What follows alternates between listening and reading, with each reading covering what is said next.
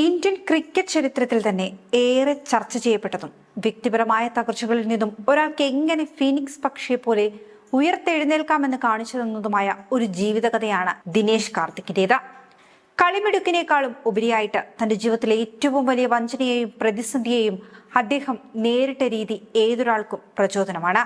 അതും തന്റെ ഉറ്റ സുഹൃത്തിൽ നിന്നും ഭാര്യയിൽ നിന്നുമാണ് അദ്ദേഹത്തിന് അത്തരമൊരു ചതി പറ്റിയതെന്നതും ശ്രദ്ധേയം. ദിനേശ് കാർത്തിക്കിന്റെ അതിജീവനത്തിന്റെ കഥ അതൊരു സിനിമയാക്കാനുള്ള കഥയുണ്ട്. റൊമാൻസ് മാത്രമല്ല, ചതിയും ഹൃദയവേദനയും പരാജയവും ഉയർത്തെഴുന്നേൽപ്പും എല്ലാമുള്ള ഒരു ആക്ഷൻ ത്രില്ലർ ചിത്രത്തിനെ പറ്റിയ കഥയാകും അദ്ദേഹത്തിന്റെ ജീവിതം. ഇന്ത്യൻ ക്രിക്കറ്റ് ചരിത്രത്തിൽ സച്ചിൻ ടെണ്ടുൽക്കറിന്റെ ബാറ്റിംഗ് മികവോ വിരാട് കോഹ്ലിയുടെ അഗ്രസീവ് ശൈലിയോ പോലെ തന്നെ ചർച്ച ചെയ്യപ്പെടേണ്ട ഒന്നു തന്നെയാണ് ദിനേശ് കാർത്തിക് എന്ന മനുഷ്യന്റെ അതിജീവന കഥ.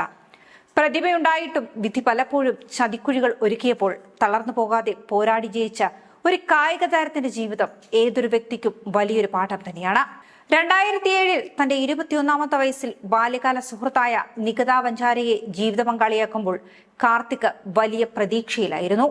എന്നാൽ ആ ബന്ധം അദ്ദേഹത്തിന് സമ്മാനിച്ചത് സങ്കല്പിക്കുവാൻ പോലും കഴിയാത്ത വഞ്ചനയായിരുന്നു. തമിഴ്നാട് ടീമിൽ തന്റെ സഹതാരവും ഉറ്റ സുഹൃത്തുമായിരുന്ന മുരളി വിജയുമായി നികിതയ്ക്കുണ്ടായ അവിഹിത ബന്ധം കാർത്തിക്കിന്റെ ലോകം തന്നെ മാറ്റിമറിക്കുകയായിരുന്നു. നികിതയുമായി മുരളി വിജയ്ക്ക് ബന്ധമുണ്ടെന്ന് കാർത്തിക് ഒഴികെ ടീമിലെ പലർക്കും അറിയാമായിരുന്നു. കാർത്തിക് മാത്രം ഈ ചതി തിരിച്ചറിഞ്ഞില്ല. 2012 ഒരു വിജയ് ഹസാരെ ട്രോഫി മത്സരത്തിനിടെയാണ് കാർത്തിക് ഈ ഒരു സത്യം തിരിച്ചറിയുന്നത്. ഒരു ഡ്രസ്സിംഗ് റൂം പങ്കിടുകയും ഒന്നിച്ചു ഭക്ഷണം കഴിക്കുകയും ചെയ്യുന്ന സുഹൃത്തിൽ നിന്നുമേറ്റ ആ ആഘാതം അദ്ദേഹത്തിന് താങ്ങാവുന്നതിലും അപ്പുറമായിരുന്നു.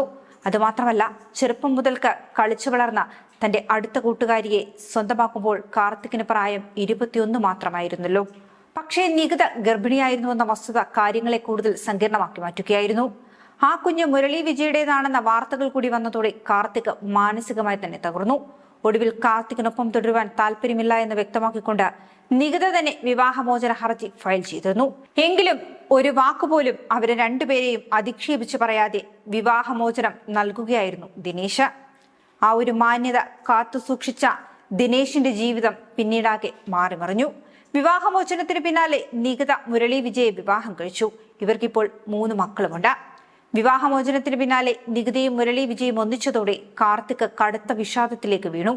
താടി വളർത്തിയും പരിശീലനം ഉപേക്ഷിച്ചും ഏകാന്തനായി കഴിഞ്ഞ അദ്ദേഹത്തിന്റെ കരിയർ അവസാനിച്ചെന്ന് പോലും പലരും വിധിയെഴുതി. എന്നാൽ ആ ഇരുളടഞ്ഞ കാലത്താണ് മലയാളി സ്ക്വാഷ് താരം ദീപിക പള്ളിക്കൽ ദിനേശ് കാർത്തിക്കിന്റെ ജീവിതത്തിലേക്ക് കടന്നു ചെല്ലുന്നത്. ഒരേ ട്രെയിനറുടെ കീഴിൽ പരിശീലനം നടത്തി വന്നിരുന്ന ഇരുവർക്കുമിടയിലെ സൗഹൃദം കാർത്തിക്കിന് പുത്തൻ ഊർജമാണ് പകർന്നു നൽകിയത്. നീ തീർന്നു പോയിട്ടില്ല എന്ന് നിരന്തരം ഓർമ്മിപ്പിച്ചുകൊണ്ട് ദീപിക അദ്ദേഹത്തെ വീണ്ടും ഗ്രൗണ്ടിലേക്ക് എത്തിക്കുന്നു.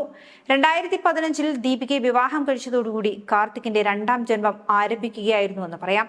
ദീപിക നൽകിയ ആത്മവിശ്വാസം കാർത്തിക്കിനെ ഒരു മികച്ച ഫിനിഷറായി തന്നെ മാറ്റി.